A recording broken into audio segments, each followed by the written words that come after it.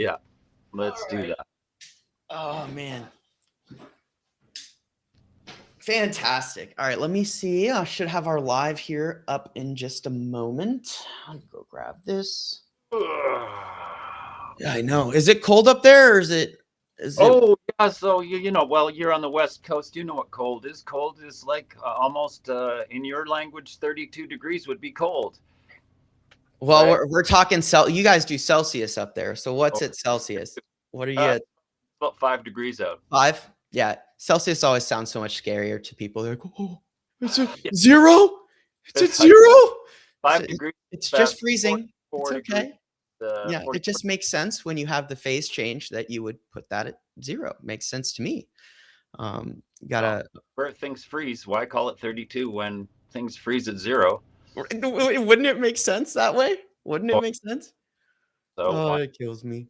Yeah. Even the English abandoned their own system, and yet here we are. It had to happen. Of course. There we go. Here we are. Did you by any chance get the link, by the way, to do the collaborative? Hey everybody, we're just getting started here. Just a moment. Looks like it. So, all right. Good morning, everyone. I am happy to be back.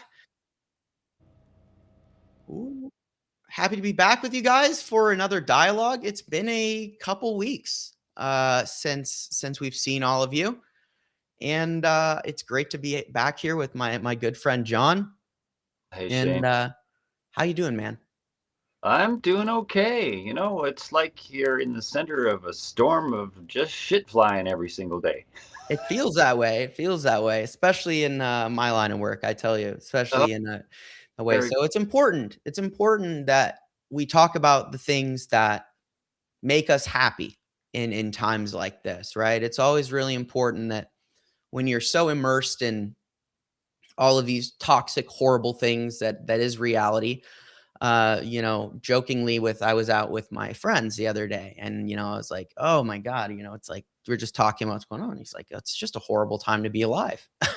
And right. it does feel that way very often. So I said, tell me one thing that's made you very happy recently.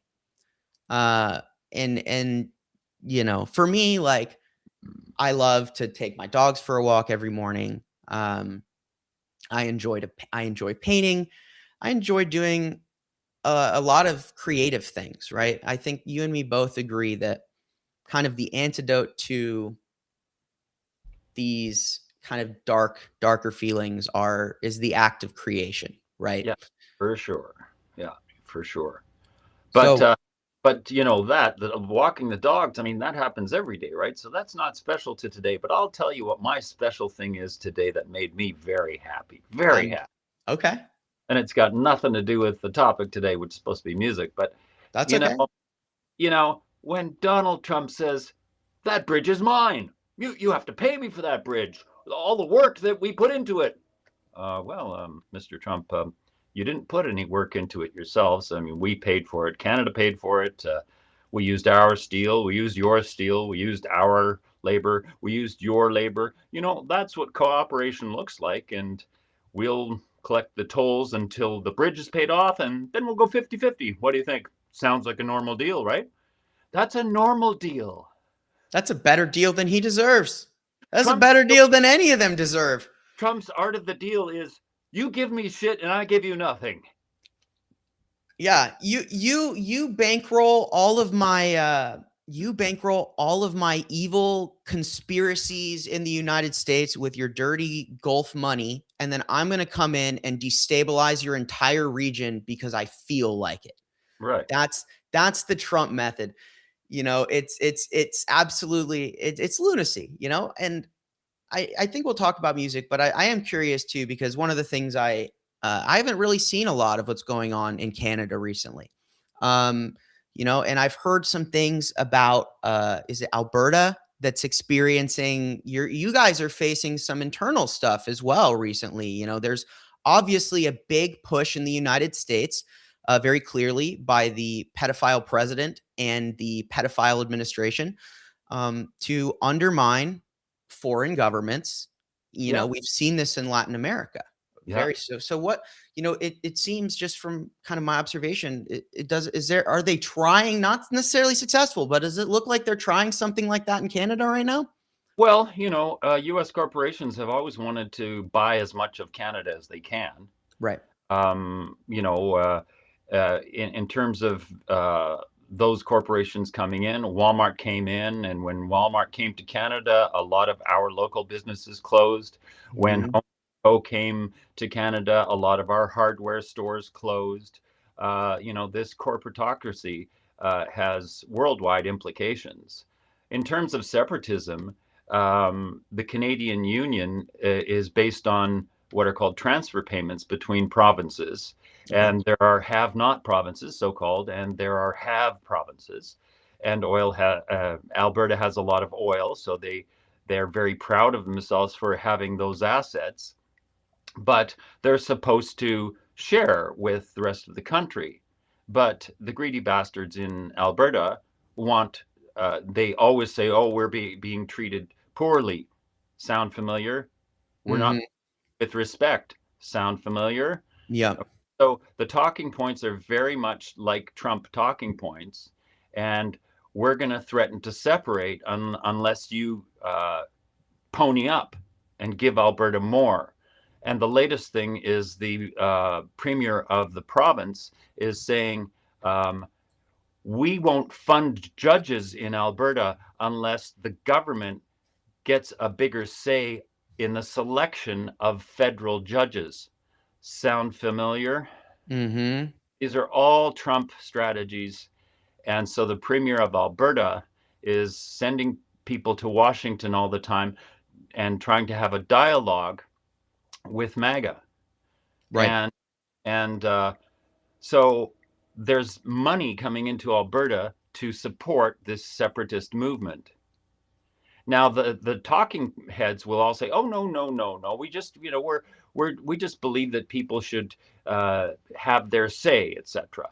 Right? Mhm. And but the money's coming in to support the conflict, to try to create chaos in our society, like the chaos being created in yours. Yeah. Now, there's always been separatism in Alberta, and there's always been separatism in Quebec. Quebec has a good reason because they do have their own language, Yeah. and there is a historical precedent for that. Canada was built on the idea of that the victor, being England, would not defeat and get rid of all the French, but instead would accommodate them, and we became a bilingual country, which Yeah. is only administratively bilingual. I happen to be bilingual because I studied in Montreal, but the majority of English-speaking Canadians are not bilingual. So that separatism has always been there, but accommodating. It looks like actually Nick has joined us, so I'm going to let him in. Finish your thought, and then we'll That's great. introduce each other. So accommodating people of different languages, of different cultures, accommodation and coexistence with people of different backgrounds is a fundamental part of Canadian society. So that's the end of that comment. Hi, Nick. Hi, John. It's Yes. really nice to meet you. Yes. Shane has talked a lot about you, and I also subscribe and follow to you, not because you were the wrong John Oliver, but because you were the right one. That's right. That's right. And I like because that. I'm a composer too, or at least I was. I did classical music composition and theory at Carnegie Mellon University. Oh, good. And I wanted to go into film and game design and music composition, but the program I wanted to go into was rather expensive. And never went that way, but I have some pieces that I've recorded and some things that I have gotten to have performed, which is amazing. And it's really an honor to get to meet you and get to talk to you. Yeah, great. Great to know. Well, I've seen you on various group chats, right, on Substack over the last several months. So you're always asking great questions and getting people to really dig into their knowledge and their conversation. So I've certainly appreciated that aspect, and it's good to learn that that you have a musical background. I will say that I find a lot of the more prescient people in our independent media scape. A lot of them have guitars in the background. They're, a lot of musicians are pretty bright people. Let's just put it that way.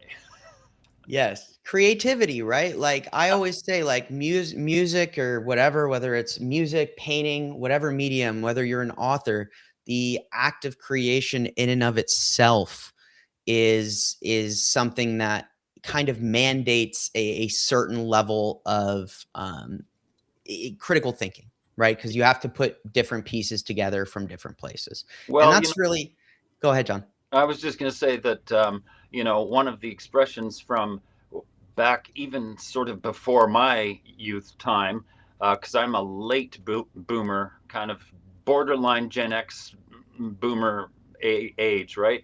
So, the expression blow your mind is what creative people do. They blow their own minds by doing the thing, and then Right. they share it and hope they're going to blow somebody else's mind, or Mhm. maybe less than that if it's not Yeah. fantastic.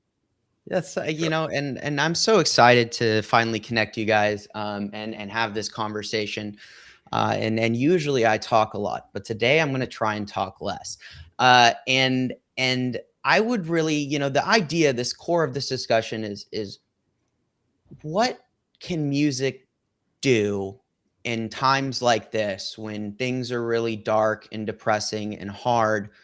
Where do you guys as musicians, as composers, who people have really lived in this space, I'd love to hear you guys kind of just talk and give your thoughts on where you see music helping in this time, and bringing people together, and driving communities and individuals towards a better future, one that's sustainable, one that is accepting, one that is forward focused. And Nick, as our guest, I would love for you to kind of kick off the dialogue today. Sure. Yeah. One, thanks for inviting me. I'm going to be here as long as I can today. I'm also cross streaming with Zev Shalev for the congressional testimony. It's on a break. So I'm not on right now, which is fine. I'm glad they're on lunch. It's been a hell of a morning. I have no Listening idea what's to, going on. oh my, I have no idea what's I'll going on. recap. It's a whole bunch of lies from Pam Bondi. And I Okay.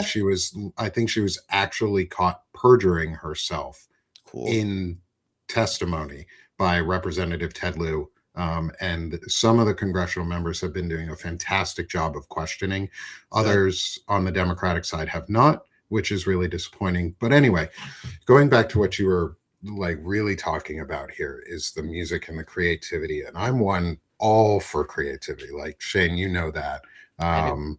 Is all of my shows are started by a piece of music, one of the pieces or any of the pieces of music that I've written. Like I start all of my podcasts with a 30-second excerpt of something I've written. I encourage people all the time to continue writing and putting out music or creativity or poetry. Like that's one of my big things right now is I'm not actively writing music because that's John, you can probably speak on this much more than I can, because you do it and have done it professionally. It's really time consuming. It's really time intensive to write music. There's a lot of thought that goes into it. There's a huge process that can go into it. Most don't ever see the creative process behind, and how frustrating it can be at times, but also how rewarding it can be when you write like a single bar of music after sitting there for hours and hours and hours, racking your head on like, why can't I figure out how to go to the next part? And then you finally get it and you're like, oh, this is beautiful. I made it. Yeah. And that creativity, that like self-challenge for yourself brings out a lot in just like learning how to grow and like learning how to just express yourself properly, because you have to get through it. But it also brings a lot for other people. Like you're saying, it's sort of that needle in the haystack thing, or John, you were saying, is like, we want to be creative. It's us finding something that we find really cool and creative and then just sharing it with everybody else and hoping they find it just as cool and creative, or even cooler and creative, more creative than we thought. And it's rewarding to get those. And right now, more than ever, I think music is hyper important, and creativity, like poetry or just any form of art, visual art displayed, like Bad Bunny. The Super Bowl over the weekend, the halftime performance was a creative display of the Americas. It was Of beautiful. resistance. Of resistance. That is so needed. And yes, it made rich people money during the process. I acknowledge that there was also harm that happens because rich people profit off of artists. That will always Bad happen. Bunny was out, yeah, but it wasn't about them. It was about Bad Bunny, and it was about the creativity, and it was about the beauty and the expression and the culture, and that adds such a vitality to people, and brings joy, because joy is a communal emotion, not just a singular personal emotion. And it gave us joy, and I think that's really what we need right now, to so that it doesn't feel inevitable that bad things are going to happen. Right. Yeah. The Yeah, same, really quick, John, just to add, it's like, because he's talking about music. The same is true. I love that you said one thing in particular, Nick, where you sit there forever, hours and hours and hours, and you write one line of music, and it's like the biggest accomplishment you've had all day. I feel that way when I paint. Sometimes I'll sit there staring at this tiny man the size of my thumb, not being able to decide what color I'm going to paint this particular aspect. And then finally, you put that, you find the color on the color wheel that matches, and you put it on there, and it looks fantastic. And I might not be a composer, but I feel like that feeling must really be the same. You just hit on a really important point, and it's a point that I have to, whenever I'm talking to like young composers or people who are just getting started. Um, we always think, well, these creative acts are all self-expression, and people always talk about self-expression as though that's all there is. But actually, you can't express yourself if you don't have a language, if you don't have technique, if you haven't studied color theory as a painter or as an artist, if you haven't studied music theory as a musician, then your expression is going to be weaker. It's like, if you don't read books, don't write books. Yeah, that's really good. You're not wrong. Not wrong at all. Okay. If you've never listened to music, don't write to, music. If yeah, if you've never listened to poetry, don't write poetry. Like, you Right. have to know it a little. So it's the same thing when you say, you're entitled to your opinion, but I'm entitled to tell you that your opinion is based on nothing. It's completely factually incorrect and based on no knowledge whatsoever. So welcome to your opinion, but I have the right to not accept it because it's, full of shit, basically. Yeah. So Exactly. anyway, I think the really important thing about that whole notion about creativity in general is that creativity, just like its products, are useful across humanity and across the human experience. That means to say that even if you create a very, very simple thing that won't transform the world, that won't be, Bad Bunny, that it won't transform an entire society, if it transforms you and your friend, and that's all it does, that's still creativity. It's still worth something. Background music is worth something, even if it's banal and not really interesting. It serves like a function to create an atmosphere, but it does nothing else. It's all music is acceptable because it has a role to play in our lives, like all the time, right? So people who say, oh, well, it's just background music, I'll say, well, yeah, and it's not very well created background music. It's like kind of boring, but it serves a function. Of course, you get into the details of how bad background music can be, and sometimes for like me, it's really annoying, but it still has a purpose. So this whole hierarchy notion, which is based on the stuff I just talking about, like it's really sophisticated and really well done, and it's amazing.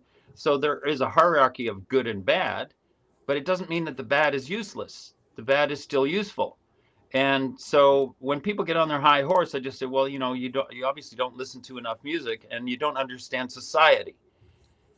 So there are composers, and I know them, who don't give a shit about society. They don't think about it at all. All they think about is, the 12-tone series that they're writing, and they think they're doing something really exciting. And I agree that the process of going through the study of 12-tone music is interesting for your brain, but it's culturally irrelevant in our time. So people who kid themselves to think that they're, continuing some great tradition by pursuing serial music are just deluding themselves. It has no role to play in society, right? Yeah. So these are the kinds of things that, people who've gone to university think about stuff like that, because we've studied all these different types of music and how they're put together and how they exist in society at the time that they are current. So people who are stuck in their ivory tower and don't really think much about anything else other than music, those are the people who may continue to do things that they enjoy and so on.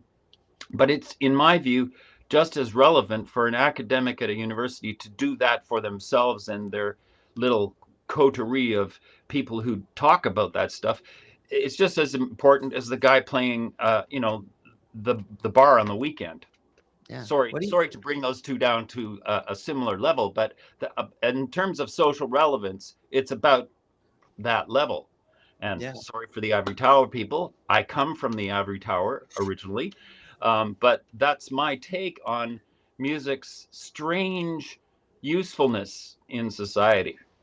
I love that you brought in serialism in there. So when I was at Carnegie Mellon, I learned about serialism and the use of 12-tone matrices and building out. It's just for the people who don't know, really quick. Give me and everyone else a little breakdown on what serialism is, and I'll do that.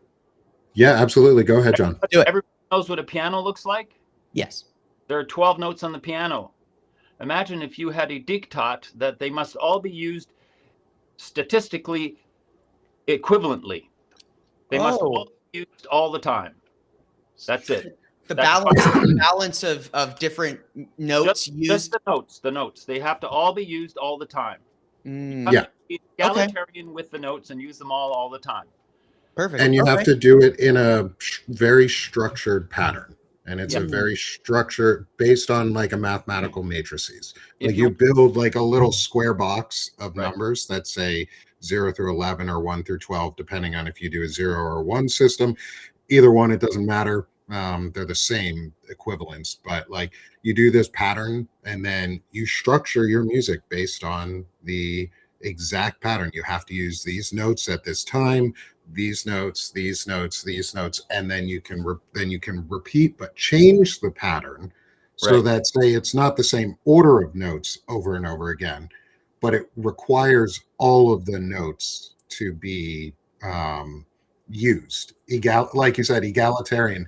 And importantly, that you can't repeat a note. Yes, until the others have played. A note cannot. Forgive me if I sound ignorant, but isn't that stifling? Like, what if to tell your story, you need to play the same note twice? I mean, obviously I'm not a composer, like maybe, but like. Okay, well, the answer is very simple. The system goes contrary to all knowledge about the brain. Study psychology, study perception, study anything to do with how humans perceive anything, and you will realize that serialism is a completely bogus thing that was designed by people who believed that they were extending romanticism to its final musical logic. That's what Do you agree with that take, Nick? Yes. Yeah, I do. I do agree with that because I've also done music that is serialism. I'll share with you sometime, Shane, for you share to be with able both of us, please. Yeah, I'll share with both of you some of the music that I have written. I have a piano solo piece that's, I think, like 5 or 6 short collections of, it was like, I did these minimalist pieces that were, I think, 100 notes or less. And I constrained myself, and it is a very constraining process. It's very rigid, and it's very, like, you can hear the stifle of the creativity in it because you have to follow certain patterns. And then I'll share to you, like, the piece that I start Pal and Talk with, that piano solo piece. Mhm. That is a 12.5 minute long, like, piano solo Yeah. that I based on a repeating pattern, but I didn't use serialism to do it. I used, like, the concepts of changing letters and numbers into notes on a piano scale so that I could convert the alphabet into piano notes, into actual, like, scale notes. And I took license plates and I turned those. I was like, for a summer, I literally just, like, jotted down license plate numbers as I went, and then converted them into musical pattern sequences of a triplet and two eighth notes, and then built off of that sequencing a series of fluctuating patterns. And but I didn't constrain myself to the serialism's strict rigidity. So think of serialism as white nationalism for music. Huh. Is it's ultra structured, it's super rigid. Yeah. It I mean, it was a German invention, and it was used very, very prolifically during World War II and around those times with Nazis music. Like, it is not, it has a pretty bad founding in it too at points. At least in my understanding, John, you can correct me too if I'm wrong on some of those points there. It's been a while since I've studied musicology and music history around this, but the point on it is it's like, it's such a structured system. It reminds me of the musical equivalent of a hierarchical, like, Christian nationalist system of, you have to follow these exact rules all the time or you're wrong. Right. No room for, no room for wiggle, no room for, you can't have the same, you can't have C in an octave with each other playing at the same time. You have to be strict. You have to do one thing at a time. You have to do it this way or it's wrong. Yeah. Um, Yeah. And and that's what it is. It's not romantic. It's just strict and structured. yeah, I mean, but structurally it did come out of late romanticism. Total chromaticism is what it was called, right? Yeah. And and so it was a way to it was an interesting thought experiment, but the reason it became institutionalized is because it is very easy to teach. It's a Mm. system, so it's easy to teach, like you can teach counterpoint, like you can teach harmony. And so that's why it became a cornerstone of academic work. But the problem is that they threw the baby out with the bathwater, right? Um, Music previous to that time had emotional content that would move you, that would create an emotional response inside you, and that's because it used repetition, it used sequences, it used things that our brain easily follows and enjoys following, whereas serialism doesn't do that. Question So for you both. When you're done, John, I have a question for you both. yeah, that's it basically. Okay. So what you're this kind of serialism, I mean, how does that translate into this surge of basically AI slop music? Like, would this be something that an AI algorithm could very easily train on to make music? Is that a Oh, threat absolutely. to the space? And what do you guys think about that? Well, it won't do it. It's not going. It won't make any money, so it's useless. It won't be done. It won't be done. I mean, Yeah. but what they will do is they will take harmony textbooks and sequences of chords and so on that are in popular music. Humans have already been imitating each other in popular music for decades. You can, if you have a good ear, you can trace the licks and Mm, all of yeah. the things that have been imitated and continue to be imitated to this day.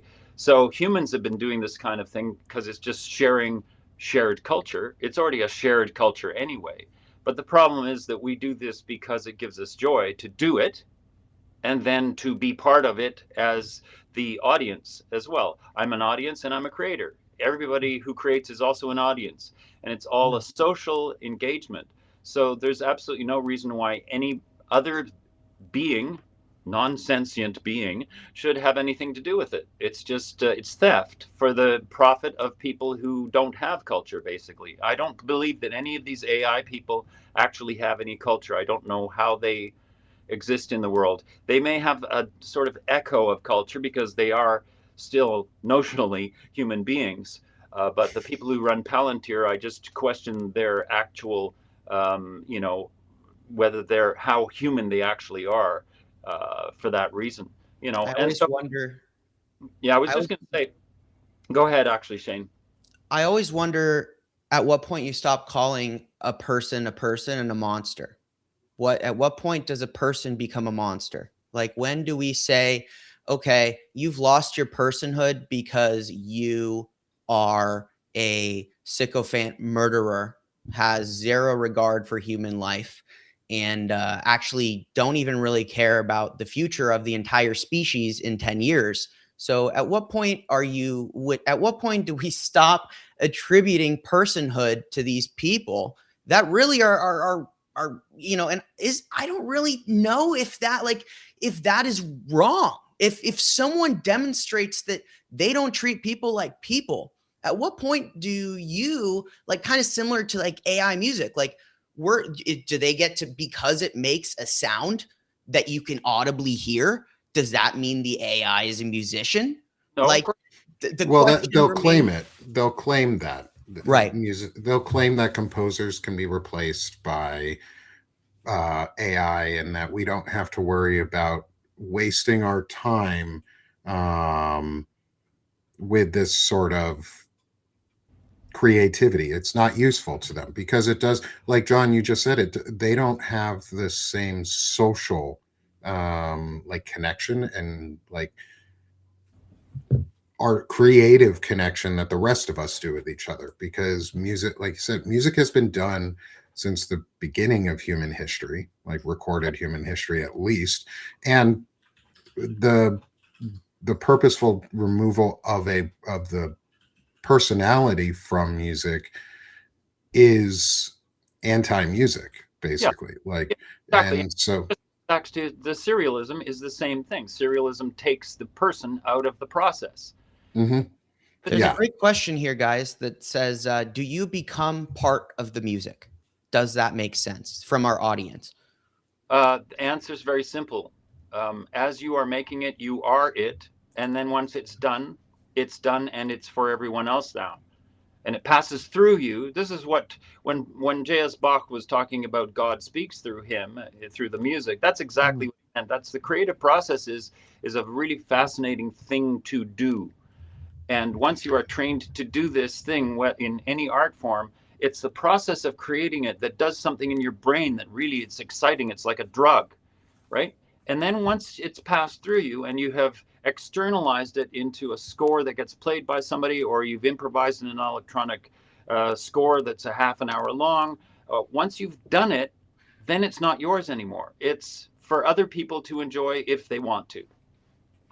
Yeah, I for me, when I did sit down to write music, which I did at least sit down and play on the piano this weekend for a little while, which Heck was yeah, nice. dude. Um, Yeah. was I let myself get lost in my own music and the creative process for it.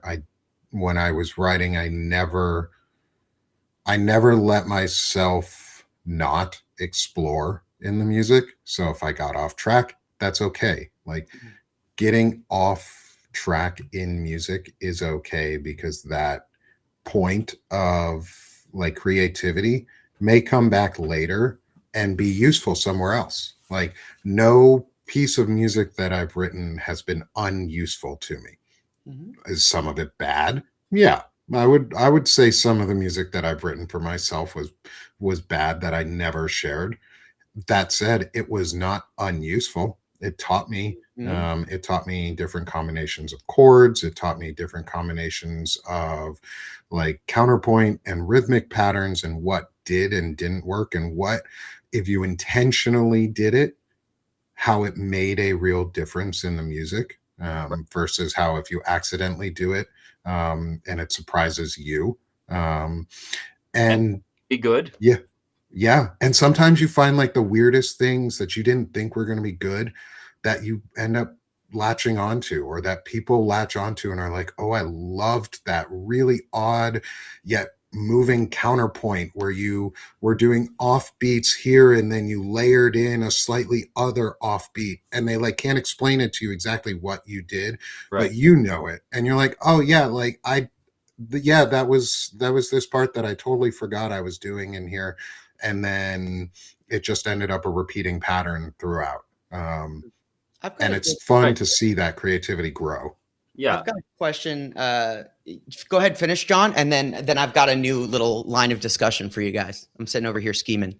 Yet. So one of the ancient Taoist sayings is, learn and study and explore and learn as much as you can and fill your head with knowledge and then forget it. And the idea is that you're training your intuition as you do the process you just talked about, where you're just doing it and you're fooling around and you're going off track, and you do things that you throw in the garbage, and then two months later you pull it out of the garbage and you go, oh, actually that's quite good. All of that is part of training what becomes your intuition, Mm. and your intuition is what continues to lead you. So it's this constant dialogue between studying and figuring out, well, how does that function? I've heard that in that piece of music and I think I know how that works. And so thinking in a conscious way, and then that absorbs into your technique of how you do things, and Mhm. eventually you can work almost entirely from intuition once you've built up that intuition through your knowledge base. Shane. Yeah. Well, one, I love that Taoism. I think that's really like that Taoist saying, like, learn as much as you can and forget it. And it's like, it's true to an extent, because like I learn so much every day when I write my newsletter. And then I turn around and I forget most of it. Not that I didn't internalize it, but like the parts that are important stick. But you can't hold everything in your brain at the same time. It's the remarkable thing about your brain is there's a lot of things we don't get about our brain, about how we store information. And I think that's really interesting. I just want to add that comment. Now, I'm going to see if I can sparkle maybe a little bit of a disagreement here. I would like to hear what each of you think. It can be maybe a couple, but who do you think was some of the most, let's say the two most influential composers of, and we can say the contemporary period, but anything basically that's, studied in your experience. And Nick, I'd love for you to go first.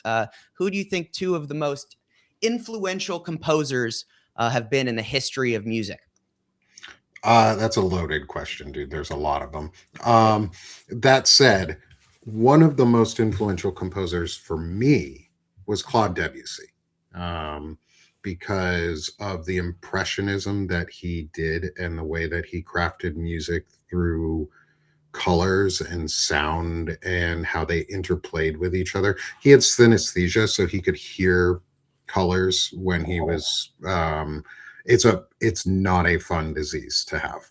That said, a lot of composers statistically, the highest average of people with synesthesia in our population are composers for a reason, because they end up figuring out how to write music that sounds good to them so it doesn't hurt their ears, or it doesn't hurt them.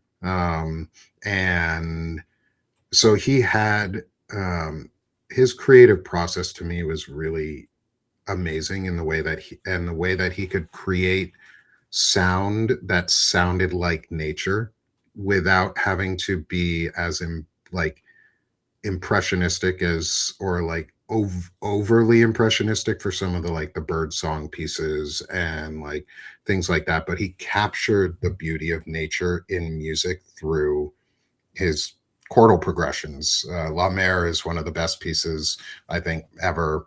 Prelude Afternoon with a Faun is an amazing flute solo that like begins with a flute solo that just lilting, and it moves between octaves, and it sounds like a deer walking through a field, and you can feel the passion and the impressionism. And I know he would have hated that word because I studied under one of his contemporaries' students, Nadia Boulanger's student. I studied under his student for 2 summers, or her student, during a European summer program that I did. Which one? The European American Music Alliance program with, oh crap, what was his name? Let me find his name. Taoism. It's the Taoism. You filled your brain and then you forgot it all. Yeah, I filled my brain. I still have him on, like, I'll have to find his name. Right. Just don't worry. you. Was curious. But like I got to play on a piano of Claude Debussy's while I was in Paris for 2 summers composing music. So cool, bro. I got to study with folks who were in, like, so, like, to me, Claude Debussy is is one of the most important. I don't know who the second would be, in my opinion. Like, that's okay. If you only have one answer, that's okay. yeah, I only got one. I think That's Debussy to me at least stands out the most. Sure. Well, this is where Nick and I are going to be agreeing on the basis, because the basis for music making for me and most of the people that I engage with on a professional level, that the music comes from the sound of the notes themselves. Not the notes themselves, but the sound of the notes themselves, because every single so-called note is a complex of sound, which is called the spectra of the music. And to take it one step further and to stay in the same country, a composer that's not going to be a household name like Debussy is a composer named Gérard Griset, who was basically following in the footsteps of Debussy, but taking it supercharged to another level, where he spoke of organizing music along spectral transformation lines, which means that you take the resonance of music itself and you try to organize a musical language around the evolution of spectra, which means the evolution of more than just the chords, but all of the overtones of the chords. And you pay attention to the actual sound of every single note. So, for example, when you play a perfect fifth on the piano, the higher note produces what ends up being a major seventh chord. And so you can't actually ignore that. If you're going to play a perfect fifth and listen carefully, you're going to hear that major seventh. And so these are the kinds of things that guided his thinking. I'm making it very simple. So Griset was a big influence on me. Also, he totally debunked Messiaen, which I quite enjoyed. I love Messiaen. He did some great things, but he debunked a number of musical niceties that Messiaen put forward as kind of composer tricks that did not conform to perception. And I'm all about perception. What do we hear and how do we hear music in time, over time? And that's why repetition is important, not too much of it unless you're a minimalist, and all sorts of other issues. The other composer who totally blew my mind when I was quite young was Ligeti, because that's a good How do one. you spell his name? Ligeti? Ligeti. Ligity? No, Ligeti. Ligeti. Okay, Hungarian composer. He's from Hungary. Yeah. So Bartók is another favorite influence of mine for various reasons. But Ligeti really took the whole musical establishment of his time and turned it upside down. He took the serial movement and pushed it, as far as he could as a young composer, but then completely transformed everything and went into what was called micropolyphony, which he created these huge clouds of sound that were like texture, like watching clouds go by. But he did it all with techniques that came out of J.S. Bach. So it's quite an amazing trick, an amazing feat that he managed to achieve. And then he took on the minimalists, and he wrote minimal music that was way better than any minimalist had ever written. Right. So he's another really important composer of the 20th century. So those are my. Okay, so John, I pulled up the name of the teacher that I studied under, Philip Lasser. Lasser? Yeah. I'll send you here in the chat. Um, Is he French or American? American. Oh, well, there you go. And he studied under her. But it also reminded me the other person, thinking about this on like a lesser known composer, is someone that I studied under, who is really someone who influenced me a lot, and I think has a incredible, unique influence in the world of music. Is Reza Vali. He's an Iranian composer, Iranian American composer, um, who studied originally at the University of Tehran, and has been a composition professor at Carnegie Mellon for a long time. I hope he's still there. He was my private teacher for 3 of my 4 years there, and was incredible. Wow. What he does is he takes traditional Persian music. He sees himself as Persian, and that's how he describes himself: Persian over Iranian. Is They all do. he? Yeah, a lot of them do. Yeah. Yeah. And he takes traditional Persian techniques, Persian scales, because Eastern and Middle Eastern music and Eastern music in general uses very different tonal patterns than we do. They use microtones, which John talking about the overtone sequences and the ability to create like secondary notes while other notes are playing is one of my favorite things, like Mongolian throat singing. One of my favorite cool techniques to sing, because you're literally creating overtones yourself and singing multiple notes at once.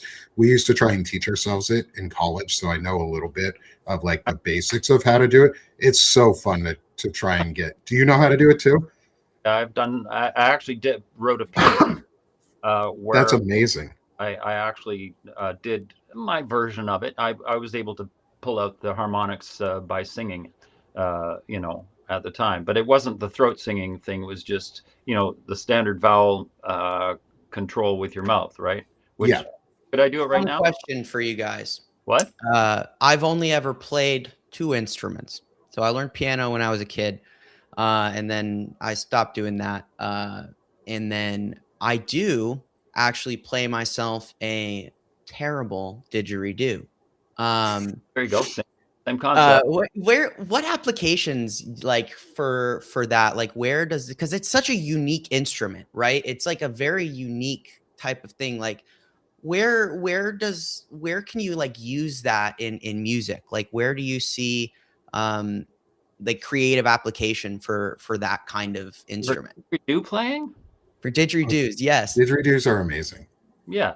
Well, you can put it anywhere, but it sounds really good. If it's in a rock band, amplified, that would sound pretty cool. Because that'd be neat.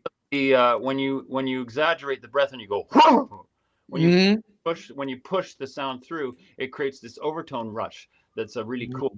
It's kind of like distortion on a guitar, except it's and the bass that comes out of a didgeridoo, like so thinking about didgeridoos, we amplified one in high school one time. We put it up against a microphone into our, because my music teacher in high school had a bunch of different instruments, and she had a didgeridoo, and so we amplified it in our auditorium, and it shook the whole school.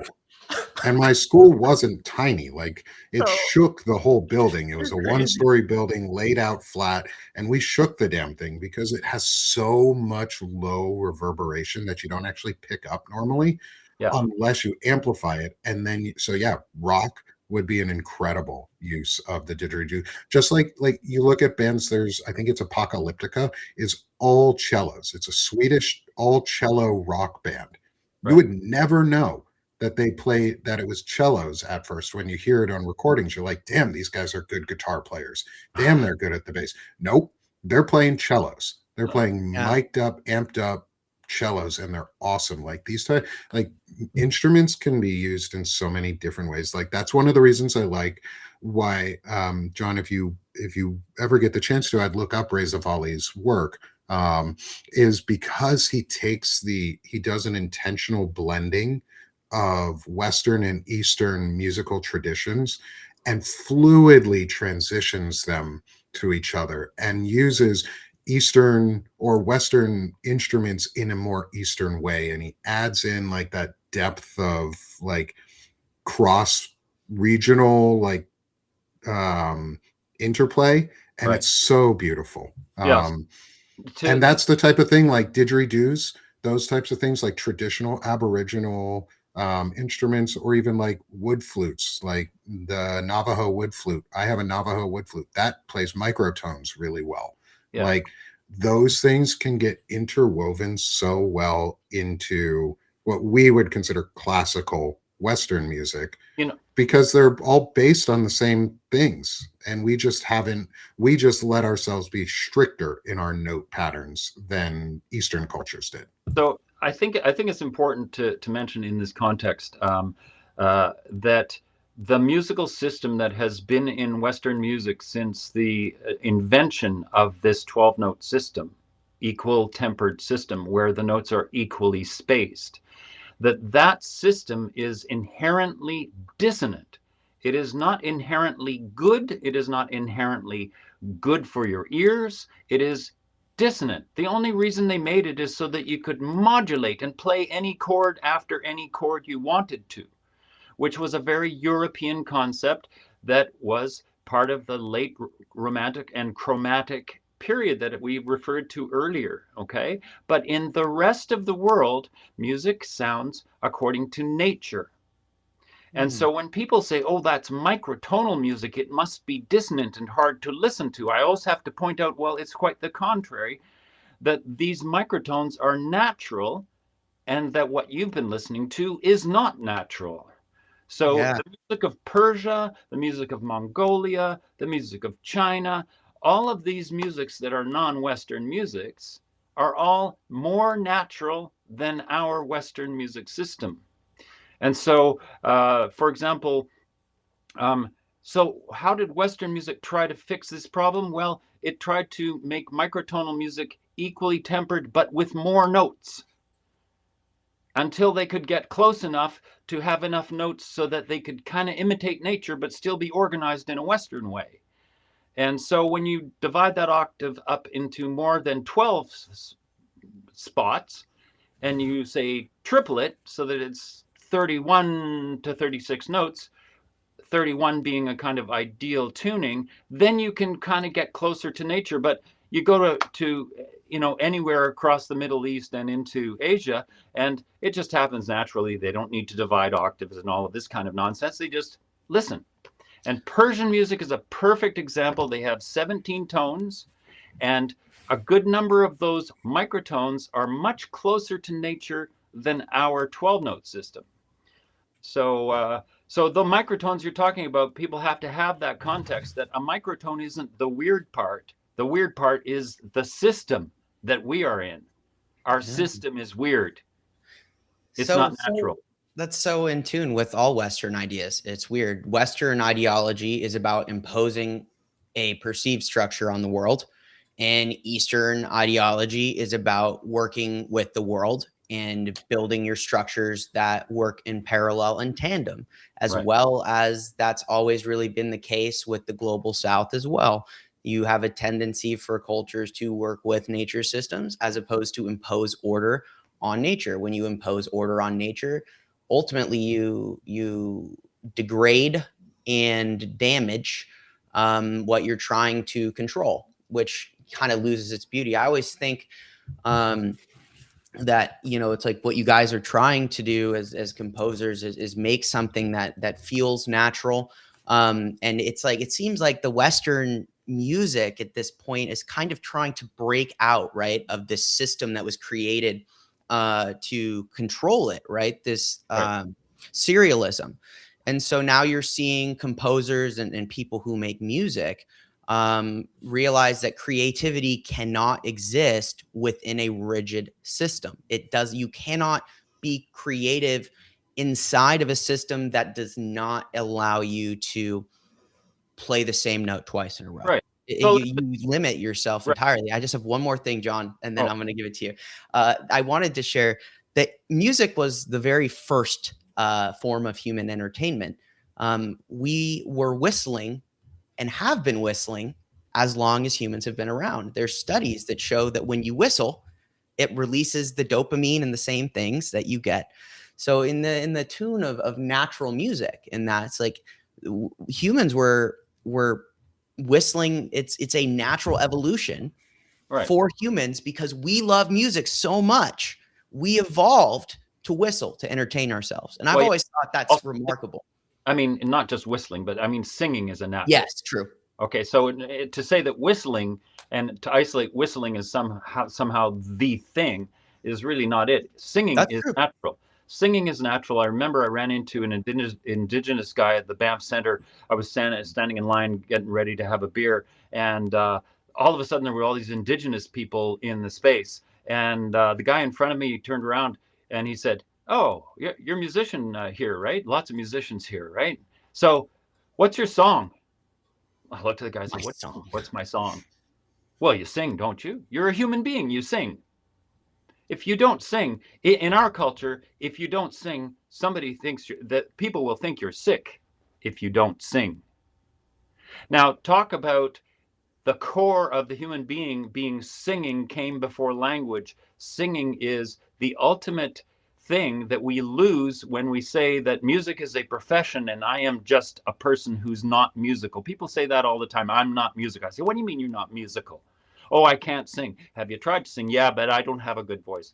You know, people are shut down all the time from being creative because the consumer society wants you to make money and spend money and forget that you're a creative being. Right? Yeah. And I've learned in my life, because I did it and I bought into that narrative of like, you're only good singer if you've like been trained in singing, is shut the fuck up about it. Is if somebody's tone deaf or doesn't have like what would be quote musical ability, shut up about it. Like, let them enjoy their creativity. Let them sing. Don't dissuade them in any way, because their singing and their creative outpouring is more important than your idea of what a good voice is. Like, imagine if somebody had kept telling Bob Dylan to shut up and not sing. The man's voice sucked. The man but he was a poet, and he knew he knew how to put music together, and he knew how to create and compose and put beauty out there. And if someone had told him to shut up and don't sing because you got a raspy, ugly voice, we would have been so much worse off because of it. Exactly. And I've learned that lesson. Don't do that to people, because it's really hurting. It really hurts, and it's not worth the hurt to sate your own ego about what you think music should be. Also, I think whistling's really cool. Go ahead. Finish. Really cool because I taught myself in college how to multi-tone the whistle. So I hum and whistle at the same time. Yeah. I've always found that really fun. Like you put a hum behind it. You can also start like vocalizing into it. So you could I'll hum whistle and start talking to my dogs at the same time and try and like actually vocalize through it, because it creates cool sounds. It's fun to train yourself to do those things because it's natural. It's natural to make sounds and create and just express yourselves. We've limited ourselves. So go have fun and do creative sounds. They may be annoying, and that's okay. Right. Even if you think they're annoying, like, try not to dissuade your kids from whistling. Try not to dissuade your kids or family members or friends or anybody from singing or making vocalizations that are musical, because those are so important. Yeah, totally. So closing thoughts, guys. I have a little bit of a tight deadline today. I got to take the dog to the vet. So I would love for both of you, Nick, is there anything you would like to add kind of what do you want people to take away from this dialogue today? What do you want people to take away from this discussion? I want people to take away that music is for all of us, and that we should all be celebrating this music together. And we should be doing as much as we can to promote music together, to encourage people to create together. Not just music, but creativity in general is to create together, because we bring joy to ourselves. We bring joy to others. And that is what we need right now, is we need a shift purposely towards joy. And so go create with each other and encourage others to go create.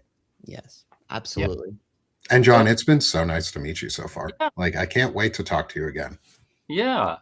I look forward to our next. I hope we'll do this again, Shane. Absolutely. Nick is my favorite person on Substack. Nick is my best friend on Substack. So me and Shane, Nick you're one of my best friends. Me and You're Nick my best talk friend. all You the were time. real bad. Yes. So guys, go subscribe to Nick. He's got a QR code on the screen, so you guys can scan that. And then I'm going to put up yours, John, and your closing thought for everyone. I just wanted to say, from my perspective, I've taken this idea of sharing to a professional level.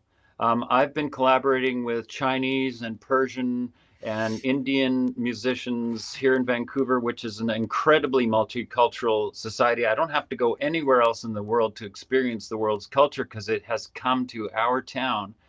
And so if you go to my website or wherever, I've written a lot of chamber music and orchestral music and all that stuff. Mainly in the past, I'm doing electronic music a lot now. It's so cool, guys. Go listen to it. His music is so rad. So one thing I just wanted to point out in the context of the Persian connection in our discussion today is a piece called Gypsy Chronicles that I wrote for the Vancouver Intercultural Orchestra.